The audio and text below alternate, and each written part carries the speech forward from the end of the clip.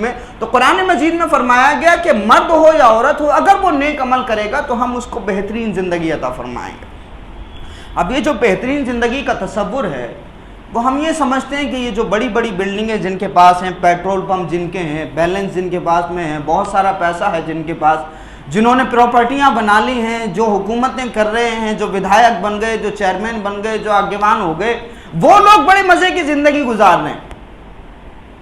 سمجھنے کی کوشش کریے گا کہ ہم یہ سمجھتے ہیں کہ جن لوگوں نے پراپرٹی بنا لی، جن کا بینک بیلنس بہت ہے، جنہوں نے بلڈنگیں بنا لی، وہ اچھی زندگی گزار رہے ہیں۔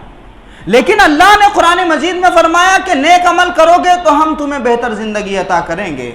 قسم خدا کی آپ اپنی زندگی میں تجربہ کر کے دیکھیے، میں نے تجربہ کر کے دیکھا ہے، وہ جو بڑے لوگ ہوتے ہیں، جن کے محلات ہوتے ہیں، جن کی بڑی بڑی بلڈنگیں ہوتی ہیں، جو دنیا پر راج کر رہے ہوتے ہیں، جو دوسروں کے ساتھ میں برائی کر رہے ہوتے ہیں، نیک عمل نہیں کر رہے ہوتے، ان کے دل کی دنیا ویران ہوتی ہے۔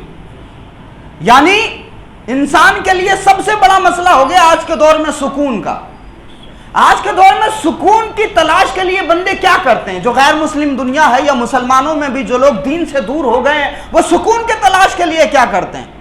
جب ان کے دل پر بھاری پن ہوتا ہے، جب ان کے دماغ میں ٹینشن ہوتی ہے، تو اس ٹینشن کو ڈائیورٹ کرنے کے لیے کیا کرتے ہیں؟ اس ٹینشن کو ڈائیورٹ کرنے کے لیے دنیا یا تو دارو کی بوتل ہاتھ میں لیتی ہے یا سگریٹ ہاتھ میں لیتی ہے، اور اسی کی وجہ سے نشہ ترقی کر رہا ہے، اسی کی وجہ سے تاکہ دماغ کا جو اسٹریس ہے وہ کم ہو جائے، جو دباؤ ہے وہ کم ہو جائے، جو دل میں الجھنیں پیدا ہو رہی ہیں، وسوسے پیدا ہو رہے ہیں، بے سکونی پیدا ہو رہی ہے، اس بے سکونی کو ہم کچھ دیر شراب کے اس نشے کی وجہ سے سکون میں بدل دیں، تو جو دنیا پیسہ خرچ کر کے سکون حاصل کرنے کی کوشش کر رہی ہے دارو کی بوتل کے ذریعے، جب تک دارو کا نشہ ہوتا ہے تب تک دنیا میں کچھ کیا ہو رہا ہوتا ہے اس کو نہیں پتا ہوتا۔ لیکن جو بندہ مومن ہوتا ہے، اللہ فرماتا ہے کہ تم نیک عمل کرو، ہم تمہیں بہترین سزا دیں گے۔ اس بندے کی صفت یہ ہوتی ہے کہ اگر اس کو کبھی بے سکونی آ بھی جاتی ہے تو وہ سکون دارو کی بوتل اور سگریٹ میں تلاش نہیں کرتا، وہ اللہ کی بارگاہ میں سجدہ کر کے تلاش کرتا ہے۔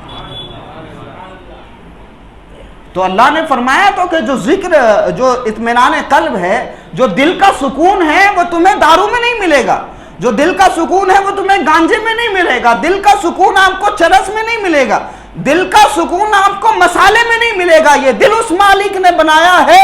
دل کا سکون چاہتے ہو تو میری بارگاہ میں سجدہ کرو، ادھر تم اللہ کی بارگاہ میں سجدہ کرو گے، اللہ رب العزت تمہارے دل پر اطمینان کی بارشیں نازل فرما دے گا۔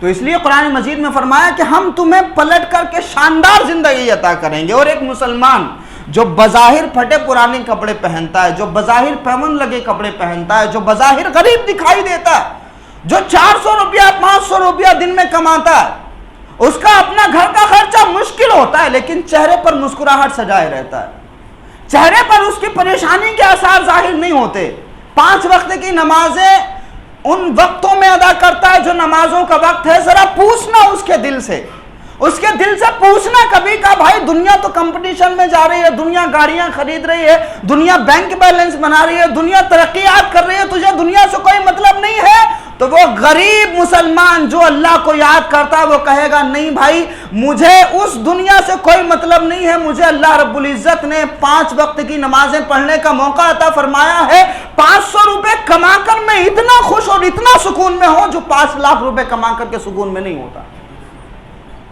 خود لوگ ایسے ملتے ہیں ہم سے، پیسہ انہوں نے کما لیا اور سکون حاصل کرنے کے لیے پیسہ خرچ کرنے کے لیے تیار ہیں۔ کہا صاحب دل میں بے سکونی ہے، بے چینی ہے، تو وہ لوگ پیسہ خرچ کر رہے ہیں تاکہ ان کو سکون حاصل ہو سکے، لیکن پیسہ خرچ کر کے دنیا کے کسی بھی مال میں، دنیا کی کسی مارکیٹ میں اطمینان نہیں ملتا، سکون نہیں ملتا۔ سکون کہاں ملتا؟ کبھی سنا آپ نے کہ دبئی کے کسی مال میں سکون جو ہے 5 لاکھ روپے کا مل رہا ہے؟ دنیا کی کسی بڑی سے بڑی مارکیٹ میں اتنی بڑی ٹیکنالوجی بنا لی، لیکن مجھے بتاؤ کیا اطمینان نام کی کوئی دکان دیکھی کہیں آپ نے؟ سکون قلب نام کی کوئی دکان دیکھی آپ نے؟ اللہ نے کہا کہ تم نیک عمل کرو، مرد ہو یا عورت ہو، میں تمہیں سکون عطا فرماؤں گا۔ تو اس لیے کبھی بھی سکون نشے میں تلاش مت کرو. آپ نشہ کرو گے بے سکونی وہ بڑھتی جائے گی، بڑھتی جائے گی، بڑھتی جائے گی، اور پھر اتنی بڑھتی جائے گی کہ اس نشے کی عادت ہو جائے گی. اس نشے کی جب لت لگ جائے گی تو پھر اسی بے اطمینانی اور بے سکونی میں دنیا سے تم رخصت ہو جاؤ گے. مسلمانوں میں بھی یہ بیماری بڑی تیزی سے پھیل رہی ہے، اور اب تو حالات یہ ہو گئے کہ کئی جگہوں پر مذہبی مقامات کی دیواروں کے نیچے گانجے سپلائی کیے جا رہے ہیں. حالات ہمارے یہ ہیں. تو مسلمانوں کو تو خدا کی بارگاہ میں جھک کر کے سجدہ کر کے سکون حاصل کرنا چاہیے تھا، لیکن وہ بھی نشے کی طرف جا رہے ہیں. اللہ رب العزت ہمیں اس سے محفوظ رکھے. تو اللہ نے فرمایا کہ اگر تم نیک عمل کرو گے تو ہم تمہیں شاندار زندگی عطا کریں گے.